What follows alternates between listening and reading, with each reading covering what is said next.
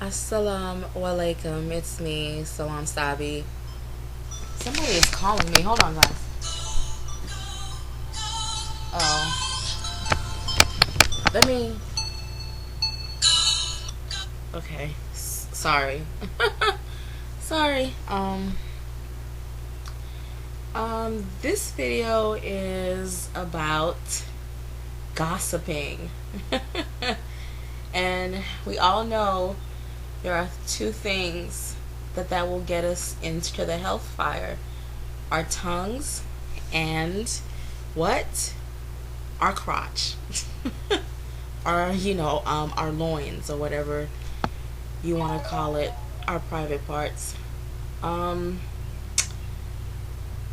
just feel like there's a lot of sisters who gossip just a little bit too much, and it seems to be just part of who they are.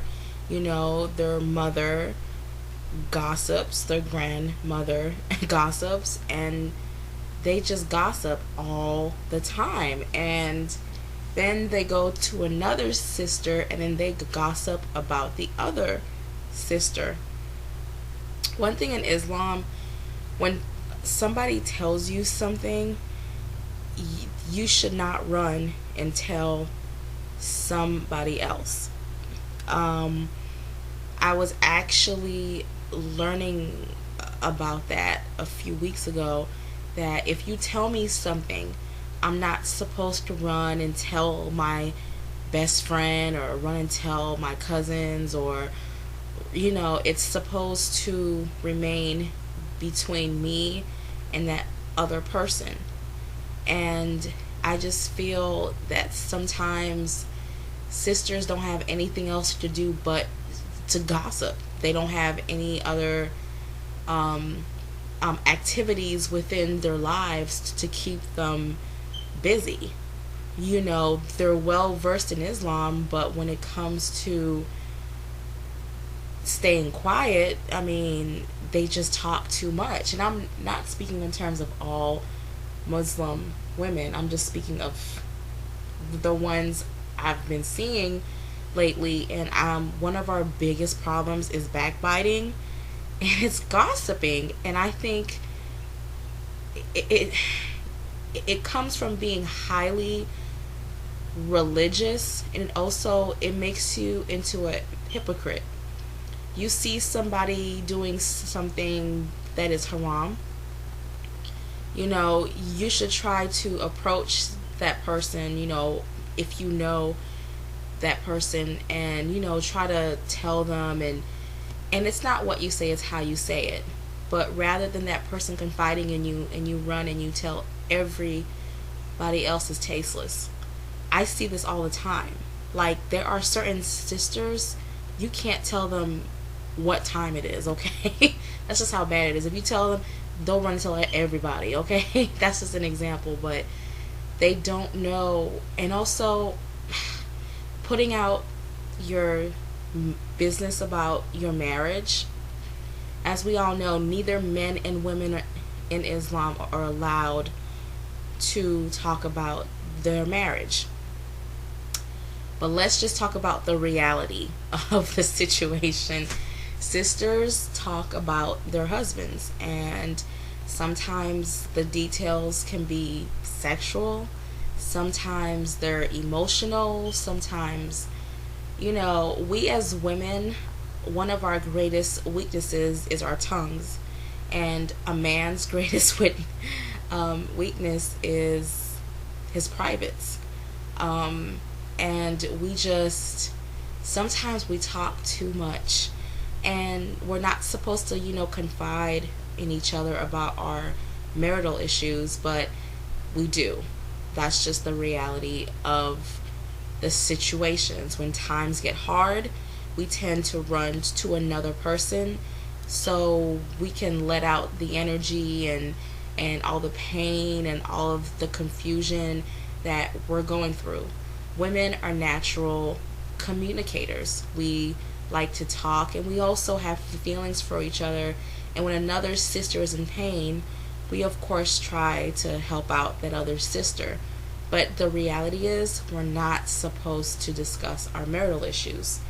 And the problem is, people like to talk.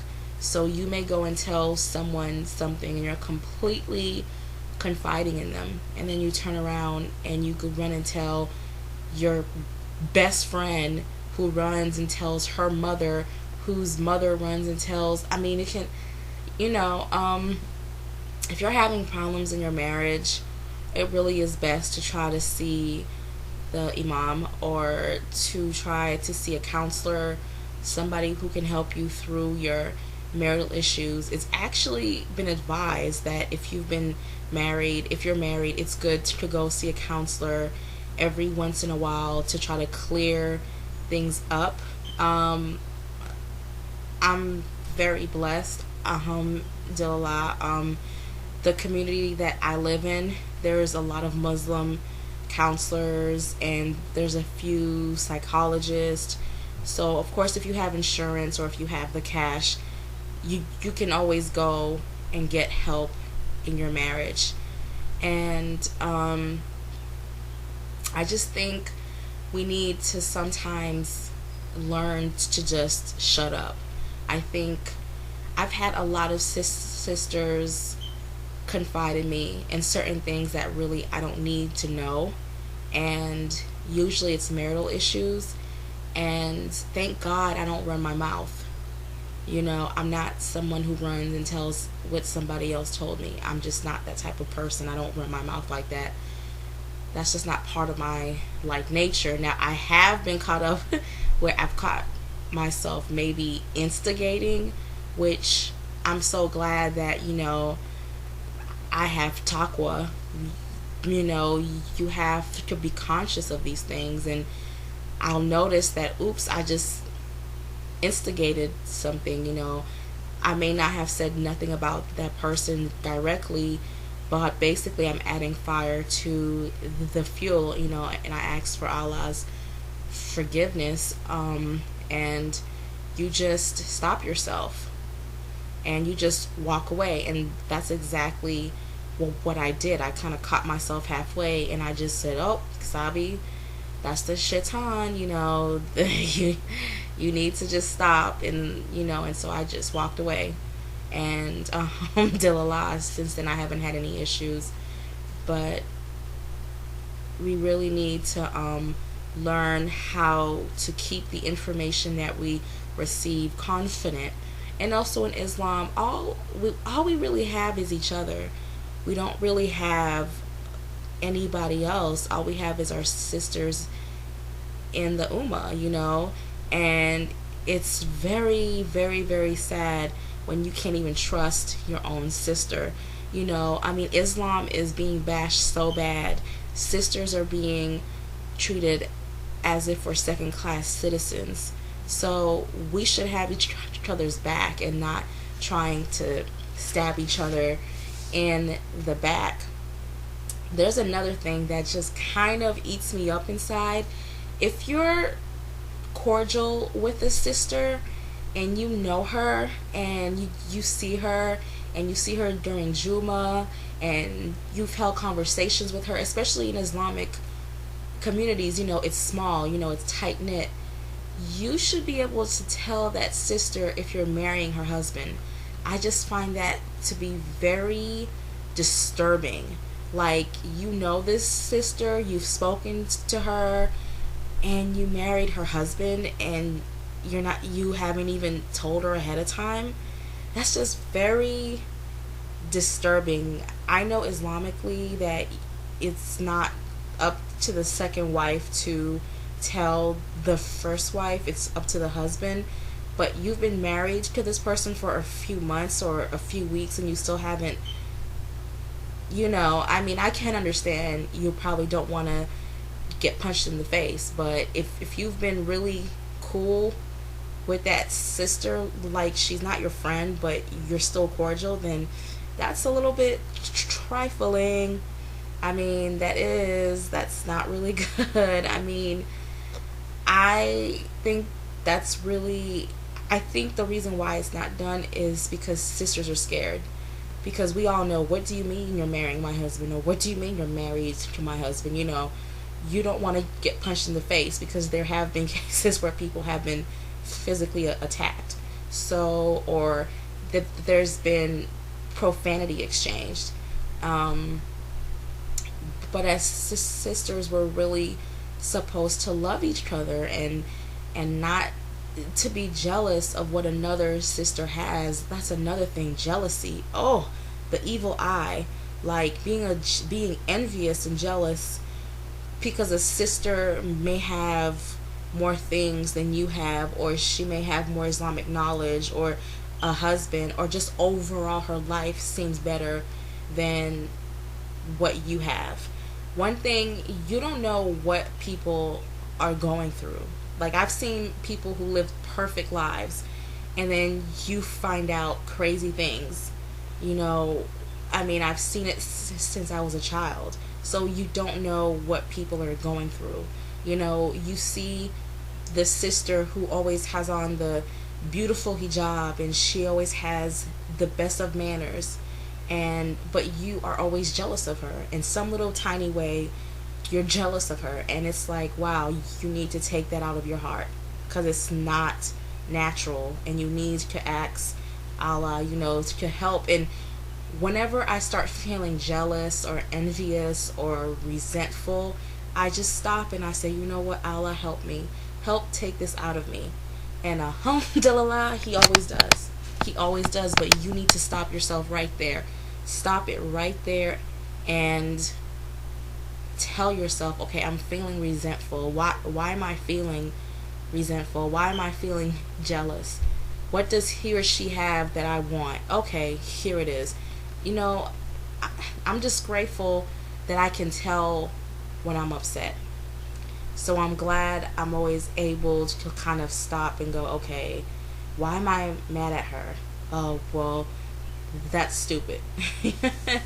And also, we also have to agree, love your sister.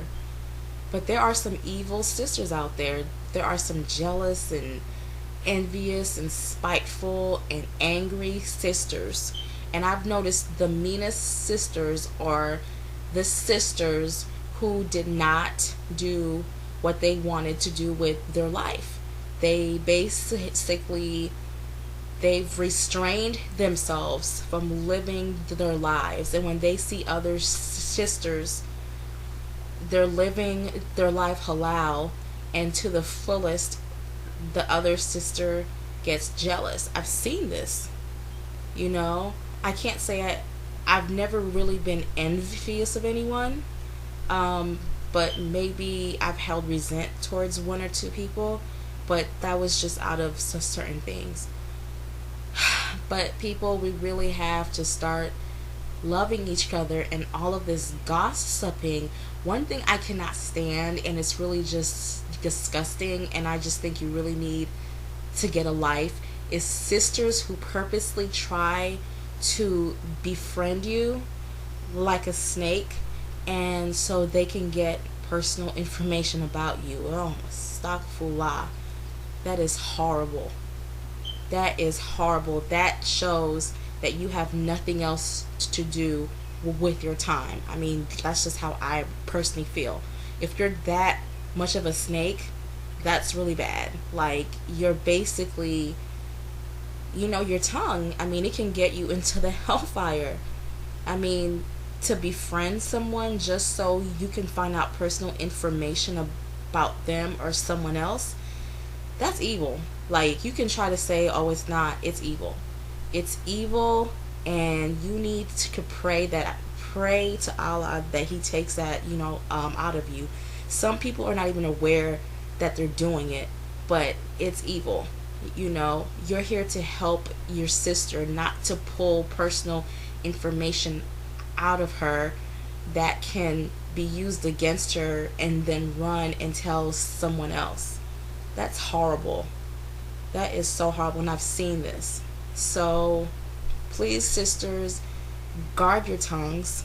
And we all make mistakes, but to make the same mistake consistently over and over again, you have issues. So love your sister for the sake of Allah. And that's basically all I have to say, because some of you sisters, wow, you talk too much. Talk way too much. Okay. Assalamu alaikum.